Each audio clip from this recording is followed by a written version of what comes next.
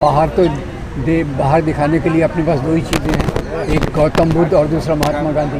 दूसरी बाहर तो करेंगे, पर अंदर का जहाँ तक सवाल है तो ऐसा कहते हैं ना, हाथी के दांत दिखाने के और खाने के और। अंदर से वो हिंदू राष्ट्र की कल्पना के सिवा किसी चीज़ का आदर नहीं करते।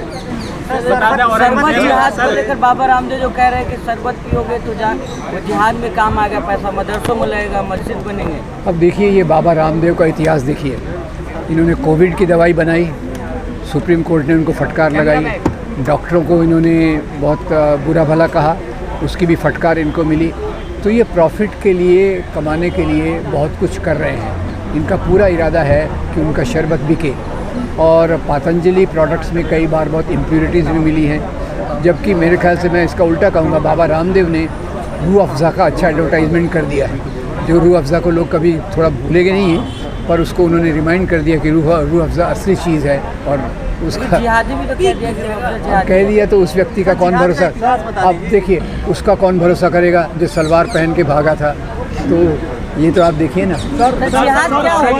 जिहाद क्या होता है ये बता दीजिए। शूद्र थे या स्वर्ण थे? देखिए, शिवाजी महाराज क्षत्रिय नहीं थे, सवर्ण नहीं थे। सर क्या थे? शूद्र ही होंगे फिर जब स्वर्ण नहीं थे? देखिए, वो अब आज शूद्र कहा जाए तो थोड़ा सा कुछ लोगों की भावनाओं को खराब लगेगा।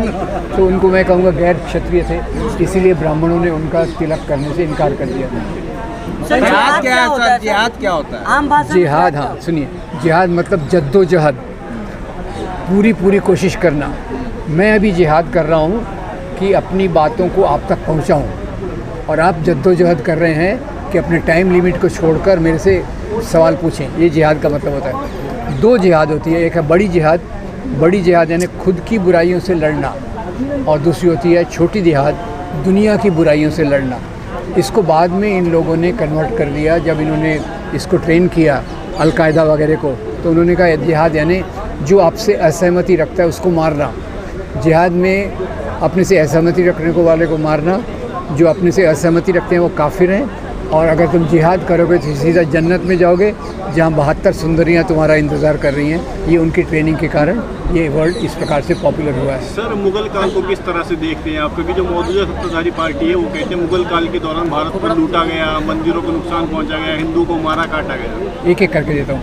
पहली बात तो यह है, मुग़ल काल कहना भी इसको गलत है, क्योंकि सभी मुग़ल राजाओं के जो एडवाइज़र्स थे वो हिंदू थे।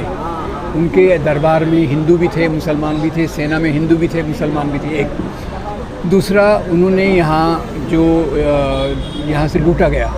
अब ये बताइए, वो यहाँ की संपत्ति लूटकर कहाँ ले गए? कुछ मुस्लिम राजा आए, संपत्ति को लूटकर चले गए। ये बाबर से लेके औरंगज़ेब और बहादुर शाह जफ़र तक वो यहाँ की संपत्ति कहाँ ले गए? कहीं नहीं ले गए। यहीं रहे, यहीं मरे, इसी मिट्टी में खाक हो गए। अंग्रेज़ों की पॉलिसी अलग थी। वो बाहर से आए, देश को लूटा, और वो पूरी संपत्ति इंग्लैंड में भेज दी। उन्हीं के कारण यहाँ बहुत बड़े बड़े अकाल भी पड़े। तो मुग़ल काल को मैं एक्चुअली राजाशाही को मैं गुणगान नहीं करता। सर, इस पर क्या कहेंगे? आज जो आगरा में है, करनी सेना ने खुलेआम तलवारें लहराई हैं और धमकियाँ भी दी है गोली मारने की, इसको लेकर आप क्या कहेंगे? देखिए, करनी सेना ने पहले पद्मावत के समय भी यही किया था, पद्मावती के समय। और बाद में पता चला कि पद्मावती नाम की कोई असली महिला थी ही नहीं, वो तो एक उपन्यास, मलिक मोहम्मद जायसी के उपन्यास की कल्पना थी, उससे वो ले गए। अब करनी सेना और जैसे ये बजरंग दल और ये लोग अब ये कानून अपने हाथ में लेते हैं, और उनको रोकने वाला कोई होता नहीं है। सत्ता उनके साथ में रहती है, इसीलिए उनका जोर बढ़ जाता है। आपने एक बार कोई खून किया, कोई आपको सज़ा नहीं मिलेगी, तो आप बोलेंगे चलो 2-4 खून और सही। तो करनी सेना और ऐसे दल जो हैं, जो कानून अपने हाथ में लेते हैं, मेरे ख्याल से वो पूरी तौर से गलत है।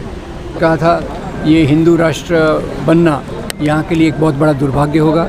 सरदार पटेल ने कहा था हिंदू राष्ट्र की आइडिया एक पागलपन है। तो मैं उम्मीद करता हूँ कि वो पागलपन रियलाइज़ नहीं हो। प्रधानमंत्री सपोर्ट कर रहे हैं ना कहीं ना कहीं जाकर। अब प्रधानमंत्री तो वही आइडियोलॉजी वाले हैं, तो क्यों नहीं करेंगे सपोर्ट? प्रधानमंत्री का तो मुख्य एजेंडा वही है। प्रधानमंत्री ने तो कहा था 2014 में, मैं एक हिंदू हूँ और मैं एक राष्ट्रवादी हूँ, इसलिए मैं हिंदू राष्ट्रवादी हूँ। मैं कहूँगा मैं भारतीय राष्ट्रवादी हूँ, वो कहते हैं मैं हिंदू राष्ट्रवादी हूँ। NGTV, the voice of common people।